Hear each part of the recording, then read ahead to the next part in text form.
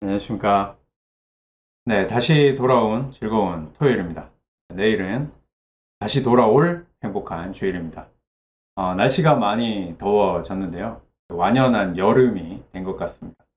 이 여름에는 옷차림이 가벼워지면서 이 몸매에 신경을 쓰시는 분들이 굉장히 많더라고요.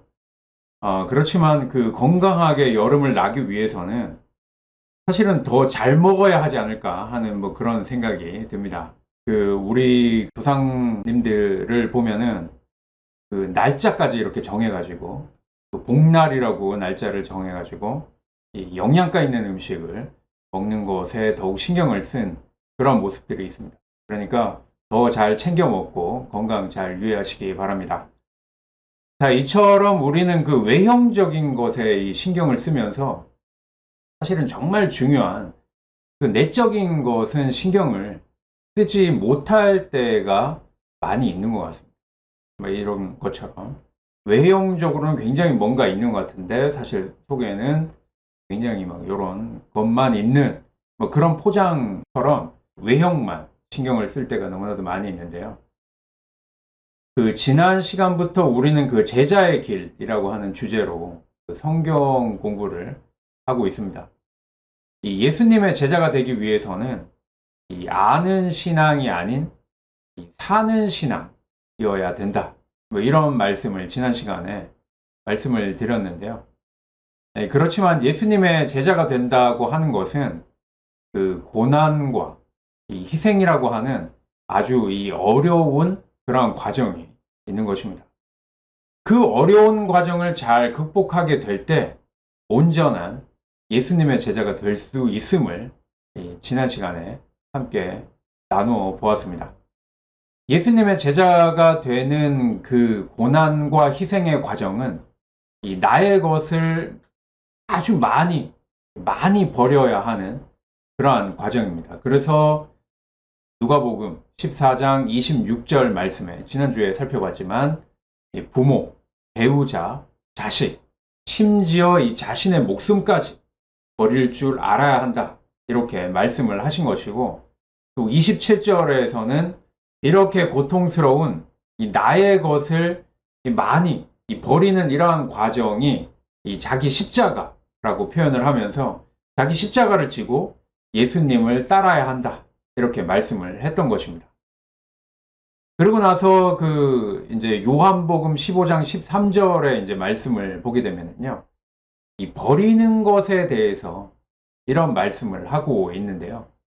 사람이 친구를 위하여 자기 목숨을 버리면 이보다 더 큰 사랑이 없다. 이렇게 말씀을 하셨습니다. 무엇을 위해서라고 하는 그것을 우리가 이 절대 가치라고 했을 때 이 상대적인 모든 가치들은 극복이 될 수 있다. 뭐 이런 말씀인 것입니다.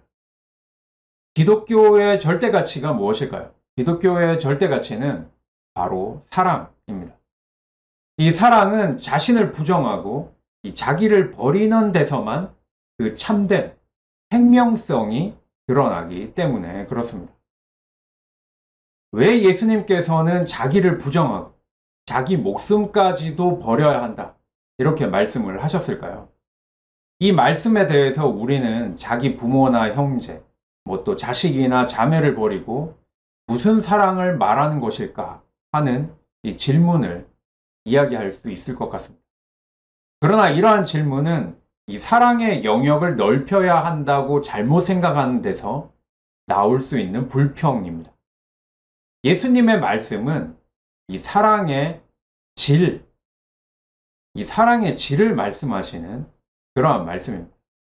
일반적으로 인간의 사랑은 그 질에 있어서 온전치가 않습니다. 우리가 하는 사랑을 좀 잘 생각해 보시기 바랍니다. 우리가 하는 그 사랑을 보면은 사실 이 사랑조차도 자기중심적인 그러한 이기성을 탈피하지 못했음을 깨닫게 됩니다. 예수님께서 내 부모, 내 자식, 내 형제, 내 자매라고 할 때 거기에는 남의 부모, 남의 자식, 남의 형제나 남의 자매 이러한 분별이 생기게 되는 것입니다. 내 아내, 내 자식이라면 끔찍히도 사랑하는 사람이 다른 사람한테는 굉장히 몰인정한 경우가 많이 있습니다. 이것은 내 것에 대한 사랑이 남의 것에 대한 미움이나 적개심으로 나타나는 것입니다.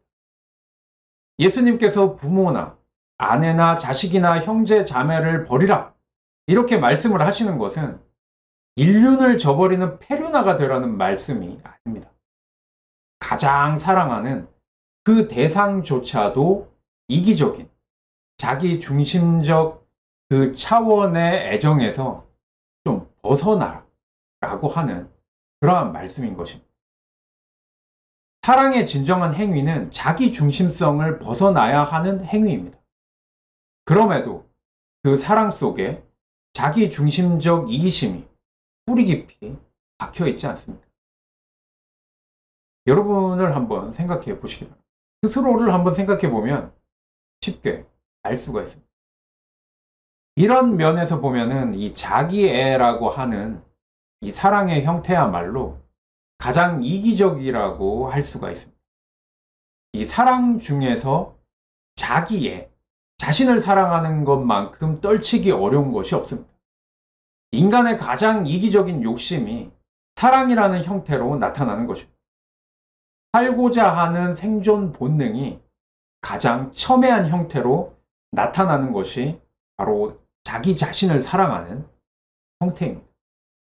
이처럼 그 영역이 자기에게로 축소되면 욕망과 사랑은 거의 구별될 수 없을 정도의 같은 빛깔을 가지게 되는 것입니다. 그 정도가 바로 그 인간의 됨됨이와 비례한다라고 그렇게 볼 수가 있습니다. 자, 이렇게 보면 목숨이라고 하는 것은 엄밀히 말해서 욕심 덩어리라고 할 수가 있습니다. 이 나라는 에고는 자기 중심적 이기심이 그 속성입니다. 그 성격이라고 하는 것이죠. 참된 나, 여기서 참된 나는 이 셀프라고 하는데요. 이 참된 나는 이 욕심쟁이 나, 이 에고에 사로잡혀 있습니다. 그래서 사도 바울은 이 로마서 7장 19절의 말씀에 이렇게 말씀하고 있습니다. 내가 원하는 바 선은 행하지 아니하고 도리어 원하지 아니하는 바 악을 행하는도다 라고 말하고 있습니다. 우리는 선을 행하고자 합니다. 우리는 그것을 원하는 것입니다. 선을 행하는 것을 원하는 것이죠. 그렇지만 우리가 아무 생각 없이 하고 있는 우리의 이 삶의 행동들은 선을 행하지 않고 도리어 우리가 원하지도 않는 악을 행하고 있다라고 하는 것이죠. 마치 이게 나도 모르게 행하는 겁니다. 이게 뿌리 깊이 박혀 있기 때문에 나도 모르게 그 원하지 않지만 악을 행하게 되는 거죠. 내 생각으로는 내가 악하게 살아야지. 난 나쁜 놈이 돼야지. 이런 사람이 어디 있겠습니까? 다 착하게 살고 선한 사람이 되어야 되겠다라고 생각은 하죠. 그렇지만 우리의 그 마음속 깊이 뿌리 박혀 있는 속성은 나도 모르게 악을 행하면서 살아가고 있다라고 하는 것입니다. 사도 바울은 스스로의 모습에서 이것을 깨달았던 것이죠. 그래서 20절에는 이렇게 말씀을 하고 있습니다. 만일 내가 원하지 아니하는 그것을 하면 이를 행하는 자는 내가 아니요 내 속에 거하는 죄다 라고 말을 하고 있습니다. 이것을 나 스스로를 이렇게 좀 멀리 두고 나는 전혀 그 죄하고는 상관이 없는데 그 죄가 그렇게 하는 거지 나는 그렇게 하고 싶지 않고 나는 그렇게 살지 않는다 라고 이야기하는 게 아니죠. 나도 모르게 행하는 살아가는 이 삶의 속성이라는 게 결국 모든 것이 다 죄라고 하는 것입니다. 내 속에 살아있는 죄가 바로 나 자신, 에고라고 하는 것입니다. 그리고 이것이 인간인 우리 모두가 처해 있는 이 죄의 현실이다 라고 사도 바울은 말씀하고 있는 것입니다. 그래서 사도 바울은 로마서 7장 24절에서 이렇게 탄식을 하고 있습니다. 오호라 나는 공고한 사람이로다. 이 사망의 몸에서 누가 나를 건져내랴. 죄의 결과는 무엇입니까? 죄의 결과는 바로 죽음. 욕심에 사로잡혀 아웅다웅 살아도 끝내는 죽을 수밖에 없는 것이 우리가 가지고 있는 목숨입니다. 죽음에 사로잡혀 있는 목숨이라고 하는 것입니다. 인간의 그 노예적인 삶, 사로잡혀 있는 이 삶의 본질이 가장 극명하게 드러나는 것이 바로 죽음입니다. 너 죽을래? 그러면 거기에서 모든 고집이나 아집이나 나의 모든 뜻이나 이상이나 꿈이나 이런 것들을 다 접지 않습니다. 죽고 싶지 않은데도 죽지 않을 수 없는 이 목숨의 역설과 부조리가 바로 이것이라고 하는 것입니다. 끝내는 빼앗기고 마는 목숨이고 죽음에 삼킨 바 될 목숨입니다. 그렇기 때문에 기왕 죽을 바에는 빼앗기기보다는 도리어 더 적극적으로 주고 버리라, 그러한 말씀인 것입니다. 빼앗기지 않으려고 발버둥 치다가 빼앗길 것이면 빼앗기기 전에 자진해서 주고 스스로 버리면 결국은 살게 된다 라고 하는 말씀입니다. 그냥 주고 버릴 게 아니라 무엇인가를 위해서 버리고 남을 위해서 주라 라고 하는 것입니다. 아까 앞에서 말씀드린 것처럼 절대 가치를 위해서 상대적인 가치들은 스스로 버릴 줄 알아야 한다 라고 하는 말씀인 것입니다. 바로 여기에 우리를 사로잡고 있는 그 욕심을 극복하고 또 죽음을 뛰어넘어 참 자유함에 이르는 구원과 생명이 있습니다. 버림으로써 얻어지는 생명. 버리는 것은 목숨이지만 얻는 것은 생명입니다. 여기서 참고적으로 설명을 드리면 생물학적으로는 목숨이나 생명을 같은 의미로 사용을 합니다. 그래서 그때그때마다 목숨을 잃었다, 아니면 생명을 잃었다, 이렇게 표현을 하기도 합니다.